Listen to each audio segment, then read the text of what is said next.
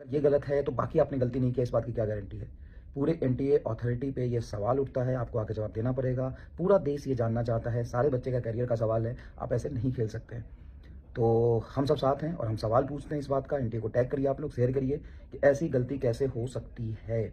और इतना भी ईजी पेपर नहीं था कि 720 पे इतने लोग होंगे, और अगर था तो पेपर का स्टैंडर्ड कैसे मेंटेन करेंगे आप, ये सवाल उठता है और हम आपसे पूछेंगे इस सवाल का जवाब, और आपको क्लियर करना चाहिए। और अगर कुछ भी गड़बड़ी है तो वापस पूरी रीचेकिंग होनी चाहिए, क्योंकि ये बच्चों के भविष्य की बात है, भावी डॉक्टरों की बात है। ये बहुत बड़ा मुद्दा है और इसके लिए तुरंत एक्शन लेना चाहिए और रिजल्ट को रिवोक कर लेना चाहिए। मैं भी मेल करूंगी, आरटीआई फाइल करूंगी, आप भी अपने साइड से जरूर करिएगा, क्योंकि इसका जवाब तो बेटा जी देना पड़ेगा। मुझे बताओ कि एक बच्चा जिसके 200, 250, 300 नंबर है, वो क्या सोच के ड्रॉप करे कि 650 में भी कॉलेज नहीं मिलेगा। हेलो एवरीवन, एनटीए के ऑफिशियल साइट पे भी एक बच्चे के मार्क्स आ रहे हैं 719 और एक बच्चे के मार्क्स आ रहे हैं 718। मतलब कैसे पॉसिबल है? कोई भी कैलकुलेशन यहाँ पे नहीं बैठ रहा। और टॉप 100 के रिजल्ट को ही आपने प्रिंटिंग मिस्टेक कर दिया, इसको वेरीफाई नहीं किया, पब्लिश कर दिया। तो उसके ऊपर के जो रिजल्ट्स हैं या उसके बाद के जो रिजल्ट हैं, उस पर पूरी देश के बच्चे ही आपसे सवाल पूछना चाहते हैं, ये गलती कैसे हो सकती है? और अगर एनटी के रिजल्ट में गड़बड़ी लग रही है, क्योंकि कुछ बच्चों के 718 और 719 नंबर आए हैं, जिसको हमने 2 बार वेरीफाई भी करा लिया है। ये कैसे पॉसिबल है कि 718 और 719 नंबर आ सकते हैं? जो नहीं जानते उन्हें बता दूं, या तो 720 में 720 आ सकते हैं। अगर किसी बच्चे ने एक सवाल गलत कराया और उसे छोड़ दिया है, तो उसके 716 नंबर आएंगे। पर अगर उसने उस सवाल को गलत कर दिया है तो उसके 715 नंबर आएंगे।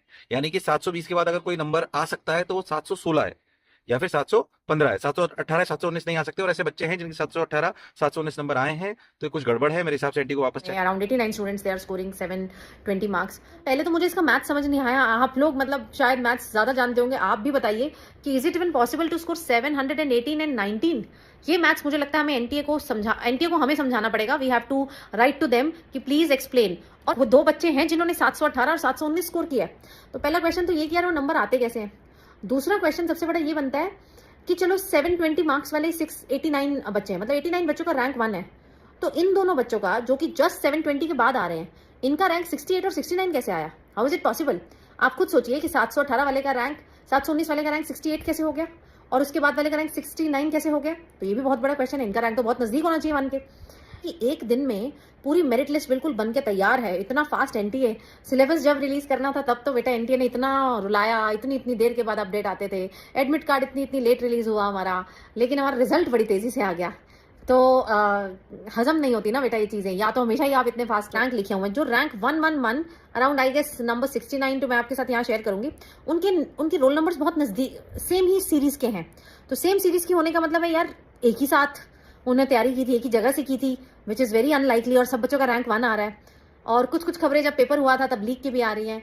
तो there are certain things which are not easy to accept by us.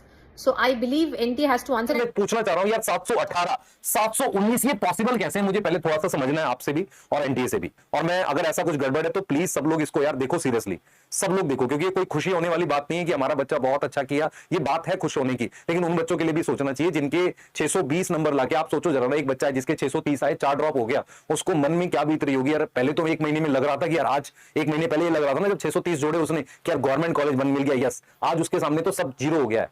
तो हमें कहीं ना कहीं उनके लिए भी सोचना चाहिए। अगर कुछ गड़बड़ है तो प्लीज हमें थोड़ा सा आवाज उठानी चाहिए और कुछ करना चाहिए। तो 718, 19 मुझे नहीं समझ में आया। इसकी रैंक 69 है, इस वाले की रैंक 68 दिखा रहा था। अब ये मुझे समझ नहीं आया, क्योंकि 720 के आसपास लगभग 80 प्लस बच्चे हैं जो गूगल वगैरह पे भी दिखा रहा है। अगर ये सही है तो फिर रैंक कैसे आ गई बेटा 69, 68? कुछ कहीं है क्या? कुछ मुझे बिल्कुल समझ नहीं आ रहा।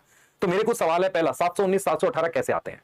दूसरा, कि इनकी रैंक कैसे आ सकते हैं जब 80 प्लस बच्चे 720 के हैं? क्या एनटीए ने कोई पीडीएफ, तो इसलिए पीडीएफ डालनी चाहिए उनको कि 720 के इतने बच्चे आ रहे हैं, ठीक है। तीसरा मेरे पास क्लियर है कि इस साल इतने ज्यादा स्कोर 720 के कैसे आ गए? क्या हुआ ऐसा कि 700 आज मतलब बच्चा अचानक से बहुत अच्छा पढ़ने लग गया, या मतलब बहुत रैंक आ रही थी? मतलब मेरे को कोचिंग्स में तो ऐसा दिखा नहीं कि अचानक से बहुत बच्चे ऐसे थे। ऐसा हमें भी ऑब्जर्व नहीं हुआ कभी। मतलब मैं अपने अराउंड देखता था, बच्चे लिखते थे सर 650 आ रहे हैं टेस्ट में, 670 आ रहे हैं, 680 आ रहे हैं, कोई 720 वाला तो रेयर ही कोई मैसेज भेजता था।